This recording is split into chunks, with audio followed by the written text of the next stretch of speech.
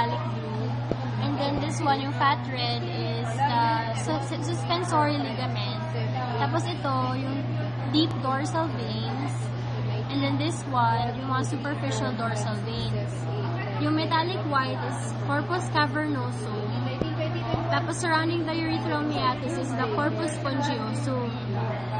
Tapos dito naman sa baba, itong malaking red is glans penis.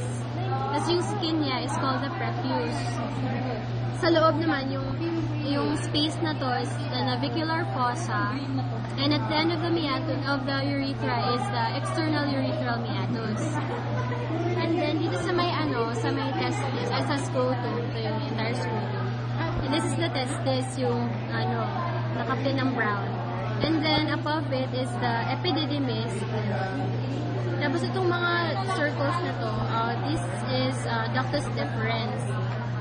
Tapos, ito naman, yung white na layer, it's the, tunica vaginalis. And then yung muscle around it is the cremastor muscle.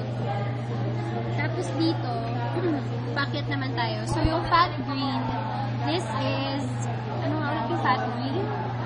Ayun, penile urethra. Penile urethra. Tapos yung turbid white is the membranous urethra. Tapos yung part ng urethra which is surrounded by the prostate is the prostatic urethra. Tapos before that is the pre-prostatic urethra. This red part, yung red organ na to, this is the prostate. And ito, yung nakapin ng green is the ejaculatory duct. And below that, this is the sphincter urethra muscle on either side of the urethra. Tapos ito naman, yung bulb of the penis, this is called the bulbospongiosus muscle. Tapos ito, yung pectineal body. Dito sa part ng anus, this is the external anal sphincter and internal anal sphincter. Same on this side, external tapos internal. Tapos ito yung anal valve, thickness na, yung thick na part. Tapos yung columns of Morgagni, you can see here. Tapos ito naman yung anus.